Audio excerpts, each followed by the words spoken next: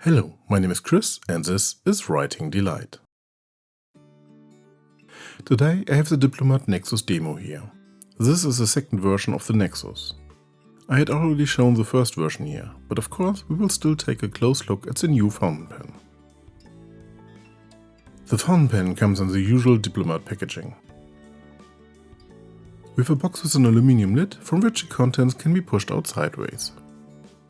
The fountain pen is well held in the packaging.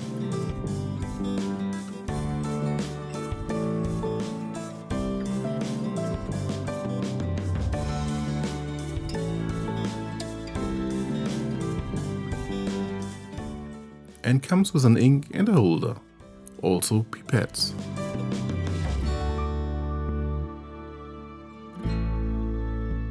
The fountain pen is rather plain in design, but it is the details that make it special.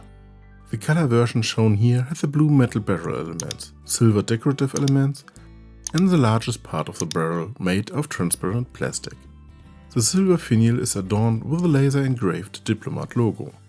The silver clip has a cutout in the shape of an ink drop. The cap is screwed on.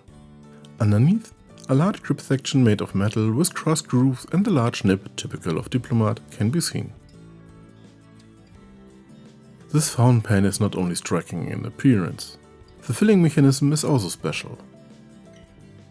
The Nexus is an eyedropper, which means it is a fountain pen that is filled using a pipette. To do this, you unscrew the grip section and simply pour the ink into the barrel. The holder that comes with the pen is very useful here. It holds the inkwell, the cap and the barrel. The barrel can be held directly so that it can be filled without having to hold it separately. According to Diplomat, the barrel can hold the contents of around 7 ink cartridges. In any case, it can be said that quite a bit of ink goes into it. The Nexus is not just a simple eyedropper. It is an eyedropper that also closes internally when screwed shut. This ensures that the ink is really safe. The mechanism works by allowing the grip section to be pressed in a little. This closes the valve inside.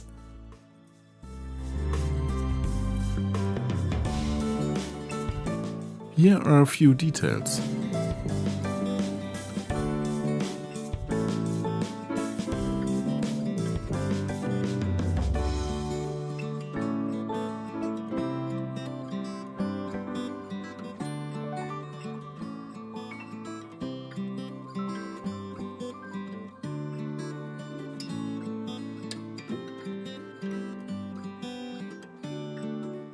The fountain pen sits comfortably in my hand.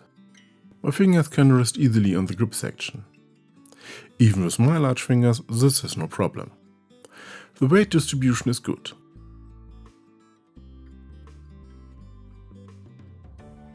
The cap cannot be posted, or the diameter is almost identical over the entire pen. Let's take a look at a writing sample. The fountain pen glides gently over the paper with a slight feedback. Although a slight variance in line width can be achieved with pressure, it is too much pressure for good writing. The nib is therefore rather stiff.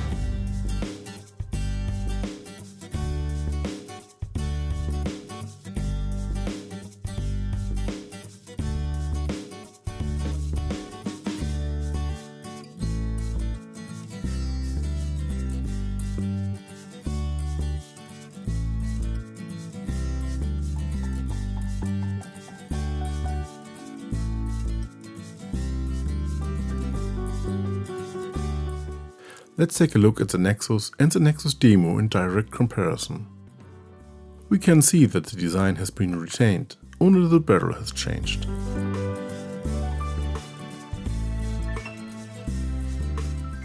Here's a close-up of the first Nexus, where you can see how the inner workings shift behind the ink window when it is closed.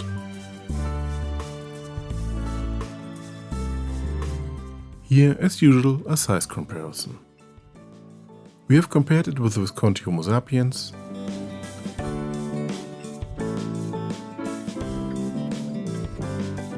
a Pelikan M800 Blue,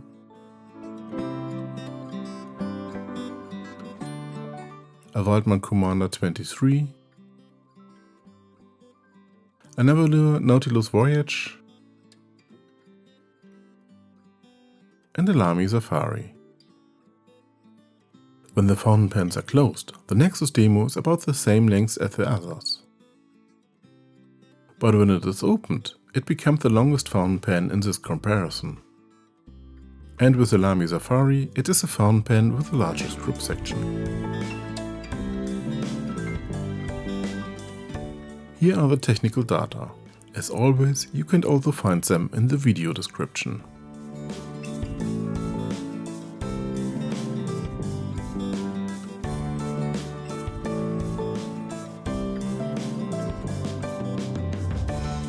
The second comparison is between the fountain pen with an Autoroute Design 02, a Cleo Scribent Color, a Lamy Studio, a Cleo Scribent Aura Laguna Dragon, and a Pelikan Pura.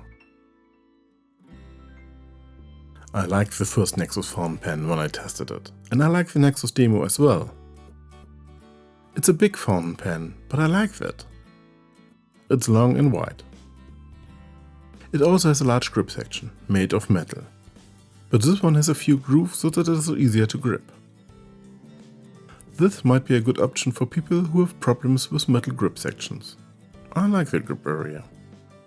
The concept of the Nexus is very nice, an eyedropper. In other words, a fountain pen that is filled with ink using a pipette. What sounds complicated at first is an old concept, but a practical one. This means that quite a bit of ink can be stored here. According to Diplomat, the contents of almost 7 ink cartridges. And this rather simple concept has been supplemented by a valve that closes the ink tank, so that nothing leaks out. This is controlled by screwing on the cap. This presses down a plunger in the tank, which closes it. A nice system. And all that in an appealing design. And here's the big change from the normal version. In the first version there was a small window.